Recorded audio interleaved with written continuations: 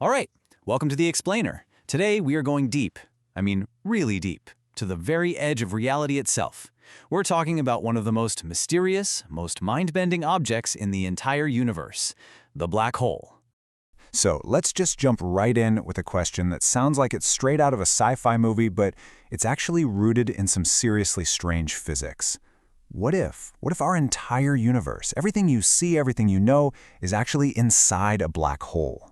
Yeah, it's this wild idea. Think of it like those Russian nesting dolls. You open one up and there's another one inside and another inside that.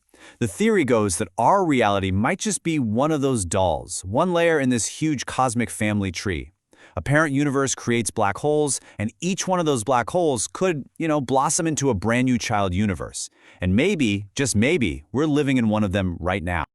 Okay, so before we get too carried away with what might be inside a black hole, we've got to back up a little. There's a more basic question we need to answer first. How in the world do you even find something that's literally designed to be hidden, something that's completely invisible? How do you see something that's totally black, right?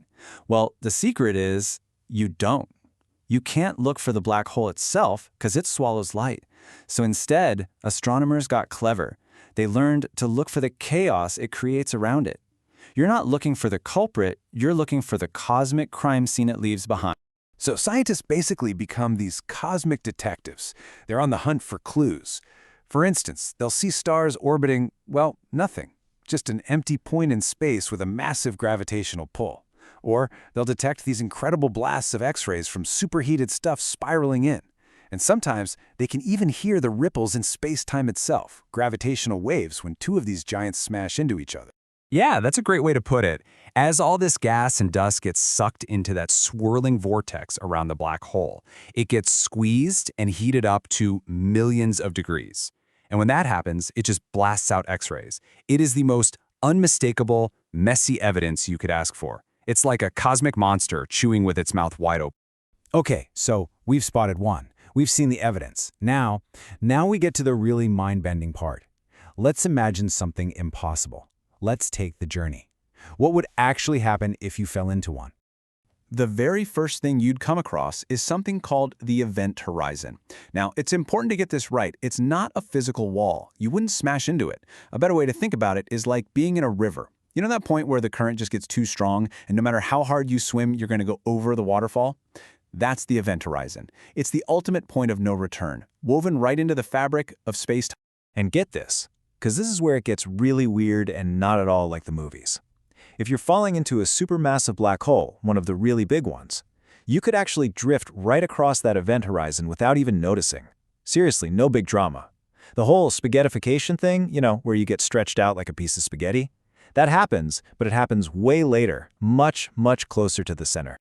This is where things get truly wild, because according to Einstein's relativity, reality literally splits in two. It's like two different movies playing at the same time. In your movie, as you fall in, time for the rest of the universe outside speeds up like crazy. You'd see the entire future of the cosmos flash before your eyes in an instant. But for your friend watching from a safe distance, in their movie, they'd see you slow down as you get closer to the edge. You'd get dimmer and dimmer until you just freeze, stuck at the event horizon forever. Two totally different realities. So that journey leads us to theories that, honestly, challenge everything we think we know about existence. What's on the other side of that point of no return? Well, this is where the physics gets incredibly profound. Some interpretations of the math suggest that the singularity at the center, that point of infinite density, might not be the end of the line. It might actually be a beginning, a seed that could rebound, maybe like a big bang, and create an entirely new universe, with its very own space-time totally separate from ours. And that leads to this amazing idea called cosmic natural selection. It's kind of like Darwin's theory, but for universes. The thinking goes like this. If a universe has laws of physics that make it really good at creating black holes, well, it's going to have more babies, right? More child universes. So, if that's true, the most common type of universe out there would be one that's a really good black hole factory. And the fact that we look around our universe and see black holes everywhere, well, that could be a huge clue that we're living inside one of those children. A fantastic way to think about this is the Tribble from Star Trek. You remember those things? They were basically born pregnant. A universe that's great at making black holes is like a cosmic Tribble. It's just constantly and effortlessly creating new universes inside itself. Okay, I know what you're thinking. Nesting dolls, cosmic tribbles. This is all starting to sound like pure fantasy, right? So why on earth do scientists take these ideas seriously? What stops this from just being a wild guess? Well, the confidence really comes down to trusting the math of our very best, most tested scientific theories.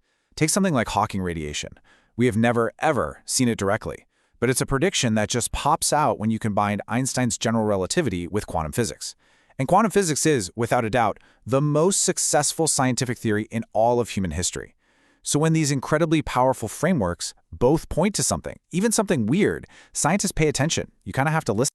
But that brings up a really common point of confusion. People will say, well, if we can't see it, isn't it all just a theory? And you know what? That is a great question. But it gets to a huge misunderstanding of what that word theory actually means in the world of science. See, in our everyday conversations, when we say I have a theory, we really mean I have a hunch or I have a guess. In science, that's called a hypothesis. A scientific theory is, well, it's pretty much the exact opposite of a guess. It is a massive, well-substantiated explanation for how some part of nature works, and it's backed up by just mountains and mountains of evidence. What you have is a hypothesis. What Einstein had, that was a theory. So when we talk about Einstein's theory of relativity, it's not a guess. It's the absolute bedrock of our understanding of gravity. It's why your GPS works, and it's the mathematics of that theory that leads us to all these incredible mind-bending ideas about black holes and universes being born. In science, calling something a theory isn't a criticism. It's the highest level of understanding we have. It's the ultimate promotion for an idea. And that brings us all the way back around to one final, huge, lingering question. If our universe was born from a black hole, and that black hole was born in another universe, what came before the very first one? It's a question we don't have an answer to. So the next time you look up at the night sky, just take a second and remember, you might be looking out from the inside of the greatest mystery of them all.